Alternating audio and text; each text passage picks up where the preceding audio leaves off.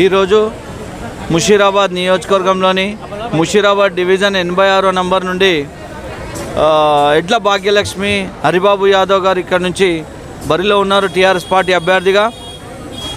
ఎక్కడ చూసినా విపరీతమైనటువంటి జన స్పందన, కేసీఆర్ గారు ప్రవేశపెట్టినటువంటి పథకాలకు ఆకర్షితులై మేము కారు గుర్తుకే గతంలో కూడా వేసినాం, ఈసారి కూడా కారు గుర్తుకు ఓటేస్తాము, మేము పెన్షన్లు తీసుకుంటున్నాము, మా ఇంట్లో కళ్యాణం జరిగితే లక్ష రూపాయలు కేసీఆర్ గారు ఇస్తున్నారు, అలాగే షాదీ ముబారక్ ముస్లిం సోదరిమణులకు షాదీ ముబారక్ ఇస్తున్నారు, బస్తీ దవాఖానాలు ఒక కార్పొరేట్ హాస్పిటల్ లాగా బస్తీ దవాఖానాలు ఏర్పాటు చేసి ఒక 86 టెస్టులు కూడా ఫ్రీగా చేస్తూ ఉన్నారు, ట్రీట్మెంట్ చేస్తూ ఉన్నారు.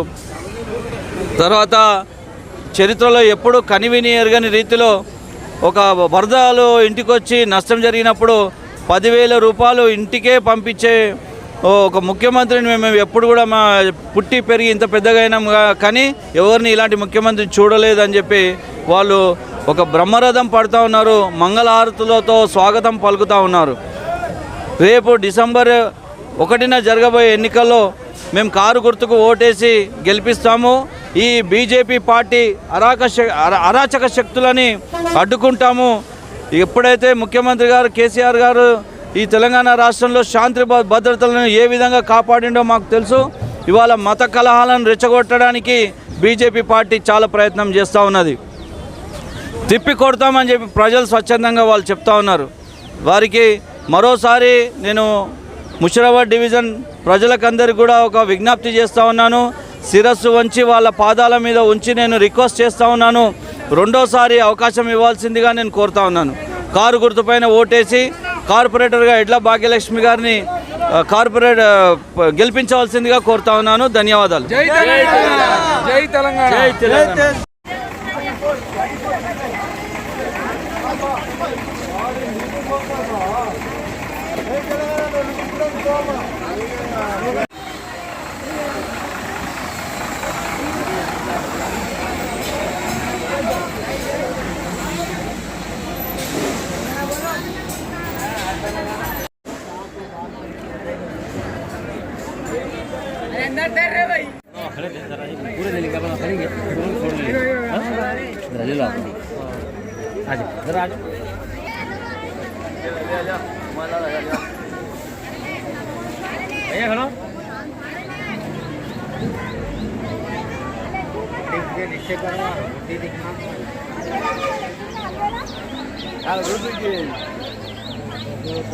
सलीम फोटो लियो सलीम